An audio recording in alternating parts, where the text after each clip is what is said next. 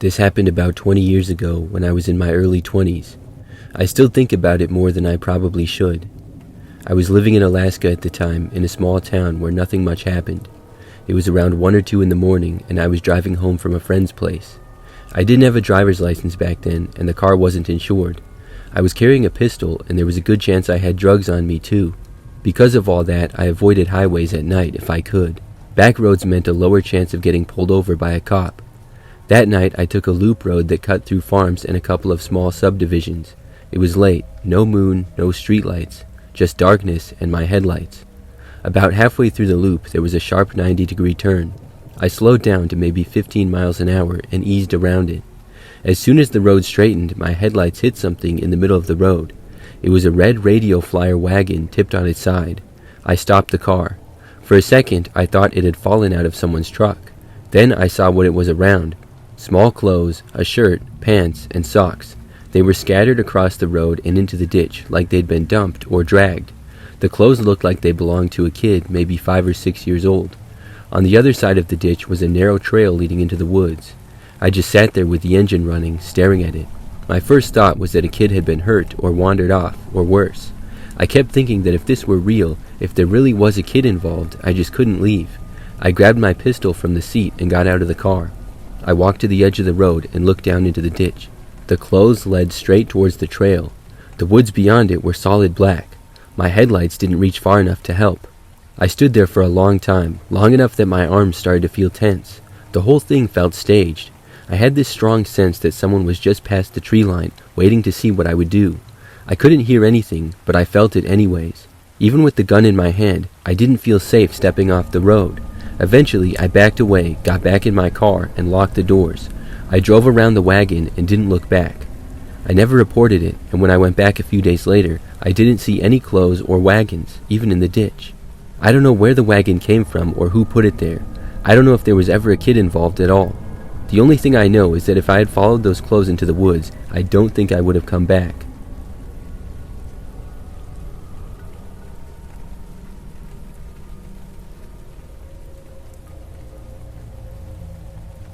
January 3rd, 2016 is a date I remember without trying. I was hunting behind my house north of Fort Bennett, Alaska. I was primarily hunting for elk, but would really shoot anything if I had the chance, including deer and bear. It was basically right out in my backyard, so I normally hunted alone, which wasn't unusual for me, and lots of Alaskans do it. That morning it was snowing, the steady kind that never really stopped. I walked out before noon with my rifle, moving slowly through the trees. Elk passed through that area every winter. I'd seen tracks the day before, fresh ones, so I decided to wait instead of walking. I found a snow buildup near a line of pines and dug myself in. I packed snow around my legs and waist to hide my scent and break my outline. Then I waited. Hours passed and the cold settled in, but I was used to it. No sign of elk or anything else yet, just snow and trees and the sound of my own breathing. I slowly scanned the woods. Everything looked the same until I caught movement near a pine tree about 50 yards out. Something moved fast, then stopped. I lifted my rifle and looked through the scope. I thought it might be a wolf or a bear moving wrong because of the snow. I waited. Something stepped out from behind a tree. I saw fur. That was enough for me. I adjusted my aim and pulled the trigger. Instead of dropping, it screamed. The sound wasn't like any animal I've heard. It was loud and sharp and deep, like it came from inside the ground. It echoed through the trees and hit me in the chest. I flinched hard and almost dropped the rifle. Then it stood fully upright. It was on 2 legs, tall, and it moved fast. It turned towards me, and I could feel it locked onto me. I pulled myself out of the snow and ran. My house wasn't far, but it felt like miles. I could hear it behind me, crashing through the brush, not slowing down. At one point, I decided to hit the deck and spun around, raising my rifle to fire another shot since it was gaining on me. It was coming out of the trees, and I fired my gun. I have no idea if I even hit it or not, but it slowed down a little either from being hit or hearing another bullet ring out. It screamed again, shorter this time, and turned away. I fired once more as it ran. While I had fired those last 2 shots, though, I had been briefly able to see its face. Its face was pale, almost white, and its eyes were white too, no color at all. Its mouth was open, and its teeth were long and thin, like needles. When it disappeared into the trees, I didn't go after it. I went inside, locked the door, and waited, watching the woods for a long time. I tried to figure out what I had just seen. and my best guess was that it was a Wendigo, but I don't really know. I still hunt and live out there on that property, but I've never gone back to that clearing where I was that day or anywhere near it. I know it's still out there, and I don't want to remind it of me. I will never return to that clearing again.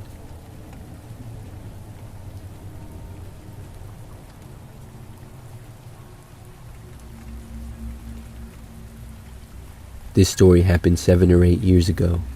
I was a single mom living on an island in southeast Alaska. There are only 26 miles of roads on the island, so it's a small place. It was a Friday night. My kid and I were scheduled to fly out of town for a long weekend in Seattle. So I worked all day, picked up the kid, and headed to the airport. Our flight to Seattle was canceled, so we rescheduled the first trip in the morning and headed home at about 8:30 p.m. As a side note, I wasn't a fan of cell phones and did not have one yet. After this incident, I got a cell phone. We lived about 14 miles north of town. I was tired and frustrated about our canceled flight, so I was probably driving a little faster than normal. About 3 miles from home, I came up behind a dark-colored pickup truck. The truck was going slower than I was, so I slowed down, but still got a little close to the truck's bumper. I tried to pass the truck, but realized I was in a no-pass zone. The driver evidently felt I had tailgated too closely, because they slowed down and pulled over to the side of the road. People occasionally do this since we only have one main road on the island. I hit the gas, pulled around the truck, and headed home. Immediately, the truck sped up and moved right up to my back bumper. I started thinking, okay, you're angry that I tailgated you. Message received. The truck did not back off. The driver turned off their headlights so I could no longer see how close they were. I increased my speed a little, hoping to get rid of this person. Then, all of a sudden, the headlights came back on, and the truck was just inches from my car. At this point, my preteen daughter started to get a little worried. She was turned in her seat looking out the back window. It was very dark with no streetlights, so we could not see anyone in the truck, which made it even creepier. The truck turned off and on their headlights several more times. Each time the lights came back on, the truck would be right on my tail. We got close to our turn off the main road into our residential neighborhood. I signaled and hoped that the truck would keep going straight. I turned, and the truck turned. Our street was about 3 blocks away, but I did not want to turn down my dark road with this angry truck following me. So I didn't turn down our street, but kept driving straight while trying to reassure my daughter that everything was okay. Less than a mile from my house was a large elementary school with basketball courts, running track, hiking trails, and a big playground. The school's driveway and parking lot were open until 10 p.m. for students and neighbors to use. I decided to drive directly to the school because there were often people there, even at 8:30 at night. I drove up to the driveway and into the parking lot of the school. There were 3 or 4 cars parked, but I didn't see any people outside. I parked between cars directly under a streetlight. The truck followed us up the driveway but didn't enter the parking lot. The truck stayed in the middle of the driveway just at the entrance of the parking lot. It was as if the driver was blocking the driveway with their truck. The driver turned off their headlights and waited in their vehicle. We waited for the truck to leave or someone to come out of the school. About 15 minutes later, the truck turned on their headlights, backed up, and drove down the school's driveway towards the main road. We were relieved, but decided to wait another 5 to 10 minutes just to be sure. We were tired and hadn't even eaten dinner yet, so eventually I started the car and decided to leave the school parking lot. It was only a few blocks from home. As we got to the end of the school driveway, I turned right towards home. There were no other cars on that street that I could see. As soon as my car made the turn, bright headlights turned on directly behind us. The truck had not left. The driver had hidden behind the driveway's gate, turned off the headlights, and waited for us. As soon as our car pulled out onto the highway, the driver turned on their headlights and high beams and rushed right up to my back bumper. To be truthful, this freaked me out. I don't get scared easily, but having that truck come right up at us with its bright white headlights in the very dark, deserted street was enough to get my adrenaline pumping. I couldn't keep driving around the neighborhood all night with the truck. This was rural Alaska, so there weren't many well-lit places with people hanging around. The only convenience store on that end of the island had already closed. Then I remembered the wonderful piece of advice that I'd got about driving to a fire or police station if you're being followed. The Alaska State Troopers have their headquarters along the main road back towards town, so I headed there. The troopers have cameras that cover their entire property, so I knew if we could make it to their parking lot, I could honk and be seen by the dispatcher or any officers inside the building. The truck followed us all the way to the troopers' headquarters, which was about 7 or 8 miles. When the driver saw me pull into the troopers' parking lot, he or she turned around and drove back the way they had come. I went inside the station and reported what happened. We didn't get a license plate, but I wanted law enforcement to know there was a crazy truck terrorizing people. I think if I had gone directly home, the driver would have followed me. The driver took more than 30 minutes out of their Friday night to follow us and wait around. He or she must have been really angry. Who knows if things would have escalated to violence, but I'm very thankful that we didn't take any chances that night. We did catch the flight to Seattle the next morning and had a very relaxing long weekend.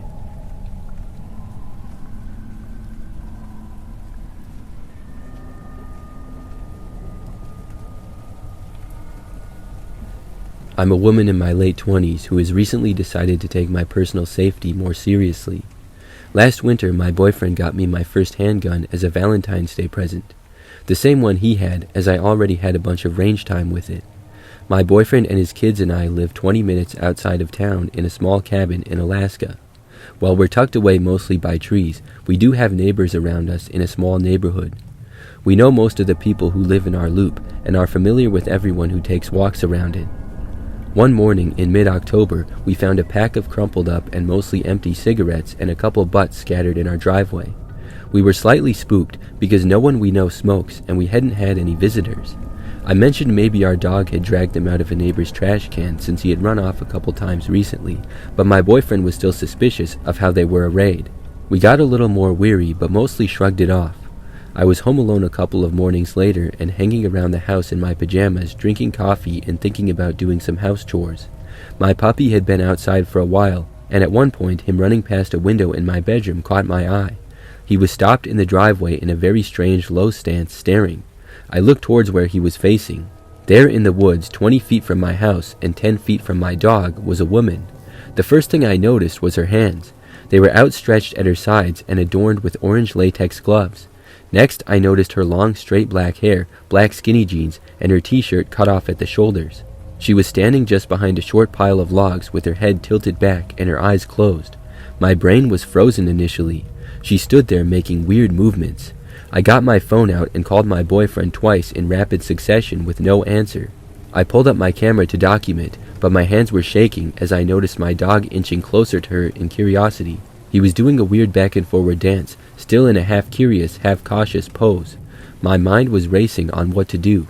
Should I be videoing, or should I confront her first? Should I grab my gun? What if she was armed? What kind of drugs was she on? I realized I didn't want my pup to go near the crazy lady and knew my boyfriend would be so disappointed if I confronted an iffy situation unarmed. I also didn't want to escalate the situation by waving a gun around. All these thoughts rushed through my mind in rapid succession during the few seconds while I fumbled for my camera.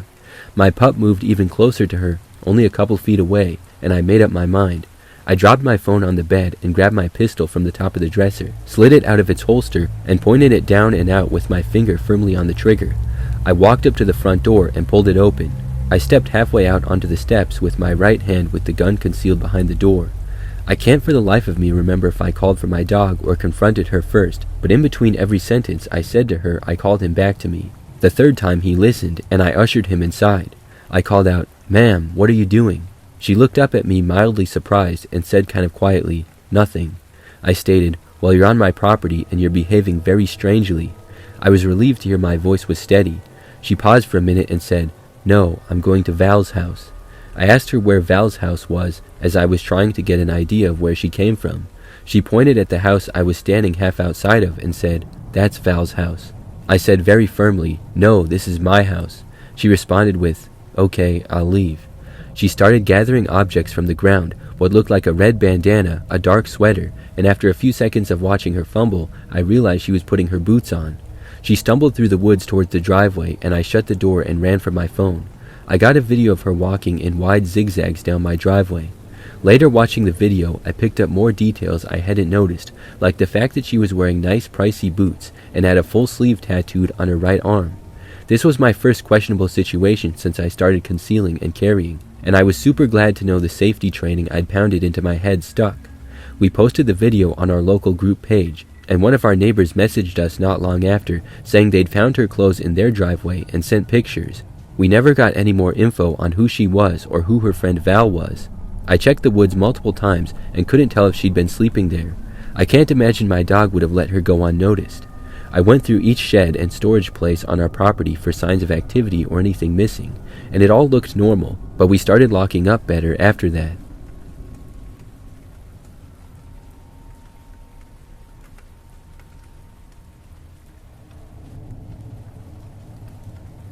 Me and 4 other friends were moose hunting in Alaska, as we do most years. This particular year we were 8 miles in, with no trail and no outside noise. Everything we had was on our backs. 3 tents about 15 feet apart in a loose triangle was our camping spot for the night. 2 tents had 2 people, and 1 guy slept alone. It was around day 8 of our trip.